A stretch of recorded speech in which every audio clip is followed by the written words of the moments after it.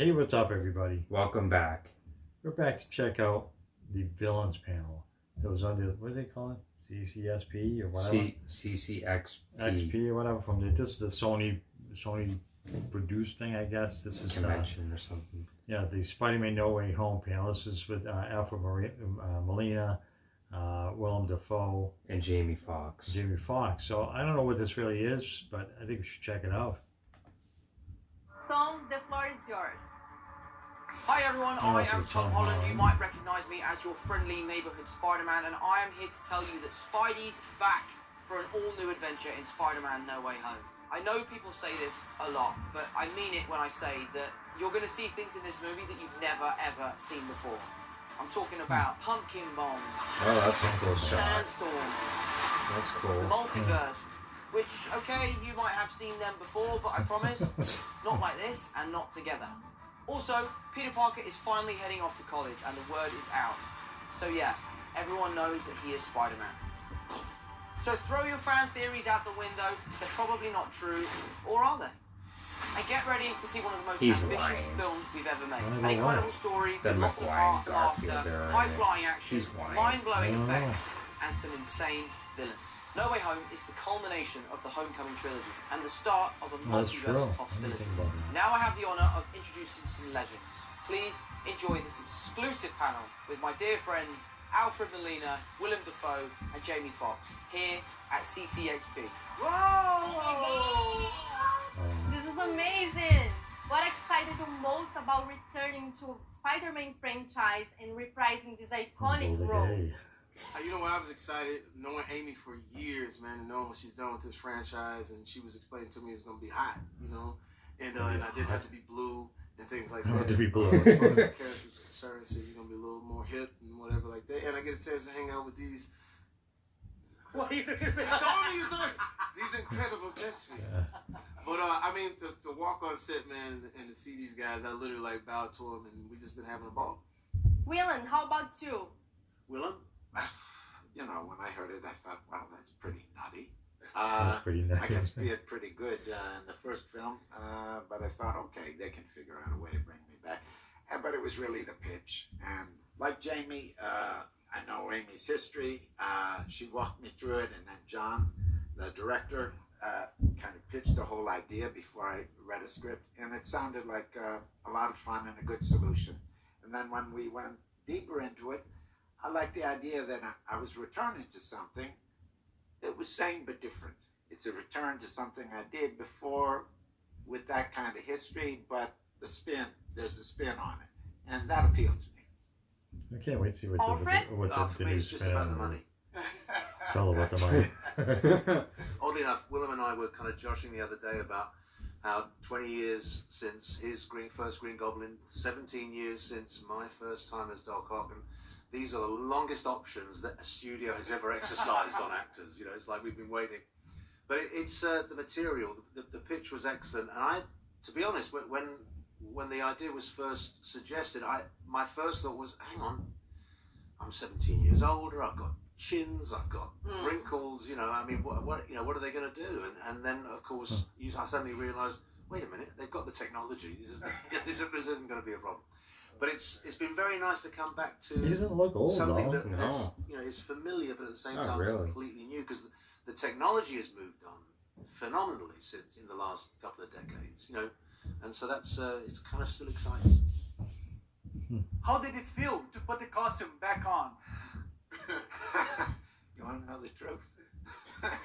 Nobody knows how uncomfortable those costumes are. But they look good. We are actors. You forget about the discomfort, and you know, because it looks cool. It's part of it. But the costumes are much more comfortable than they were before. I remember the initial fitting to create the costume for the Green Goblin.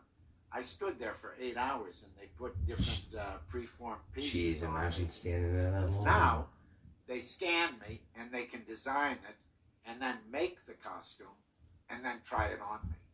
It's a huge leap in the technology. And they're more flexible. We can do more things with them.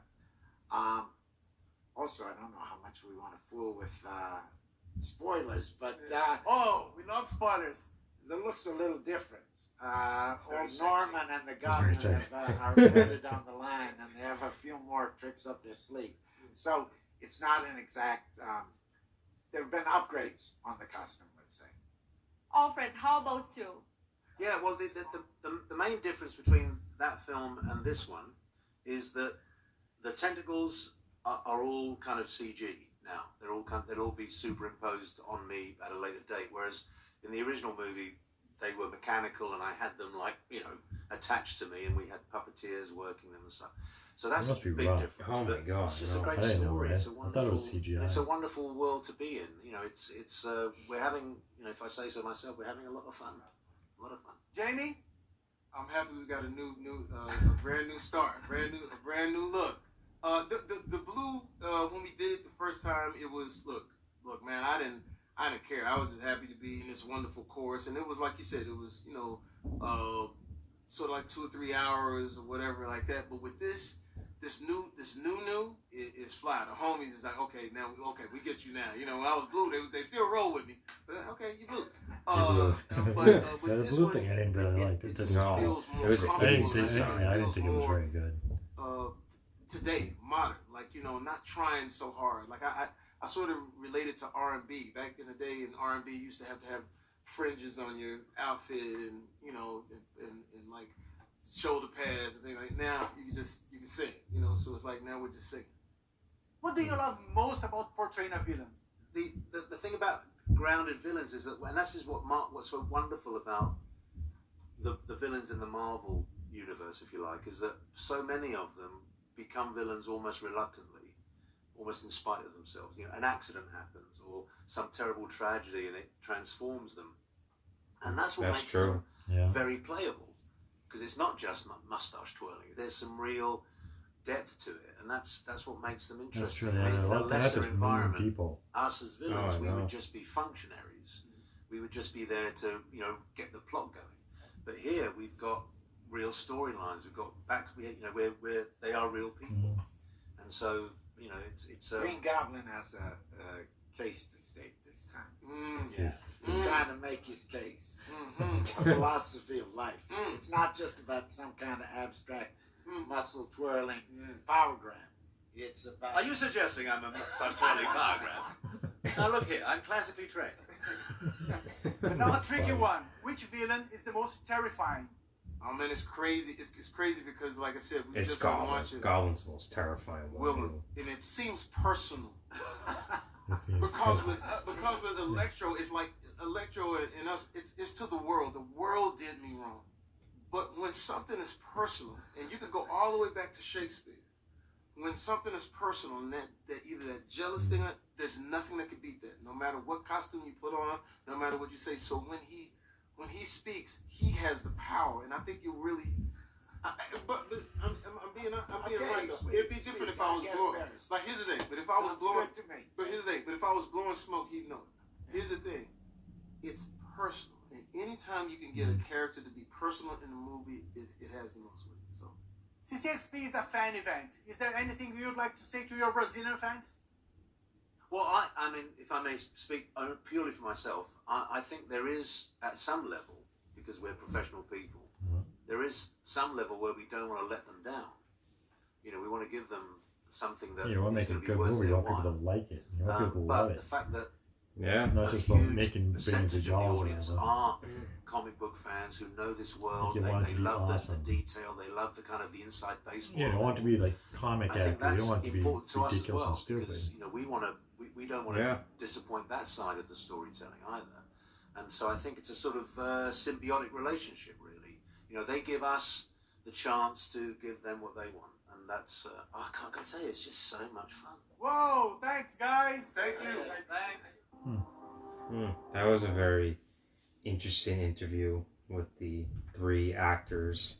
I had no idea they did puppeteers for Doc Ock's tentacles when they filmed Yeah, I didn't know that. Spider-Man 2. Yeah, I thought that was all CGI. I didn't know that. Yeah, that was pretty crazy. And then Willem Dafoe said he stood 8 hours while they try to figure out exactly how to make his costume work. That's pretty crazy. But now they just scan you with a machine probably, then it tells you how big you are and stuff, and they fit him right on. So it seems like they gave away small teases as to how their characters will be in the film. So so Willem Dafoe said Goblin makes a case. You know, that's why I think when Doctor Strange says, you know, they died, you know, Fighting Spider-Man. that was their fate.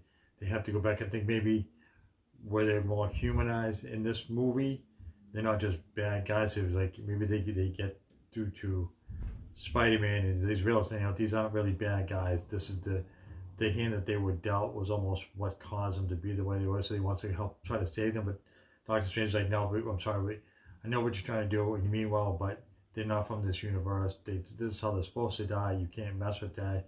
They have to go back to. I think that's where the conflict between Spider-Man and Doctor Strange comes from. That's what I think. Yeah, I think you're right about that.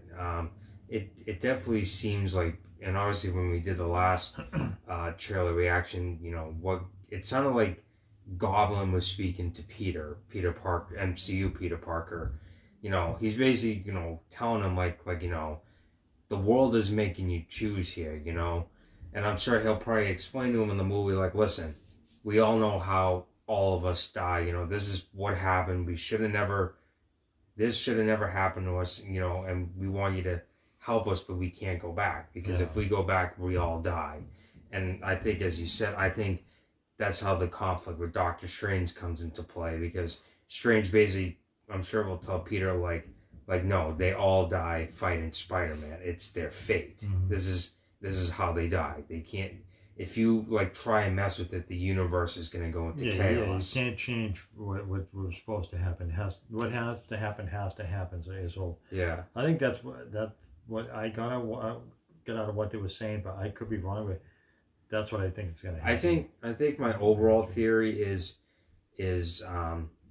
after Strange casts the spell or whatever, when the villains start showing up, I think that's when they'll start attacking, because I'm sure they're going to be thinking they're transported to a different world, but they're probably thinking it's the same world as their own Peter Parker. So I'm sure, as Doc Ock probably thought, he was in a world where Tobey Maguire's Spider-Man's in, but he's not. He's in a whole completely I'm surprised that they didn't have the other, you know, they didn't have an interview more with the people playing the other characters. You know, what was it?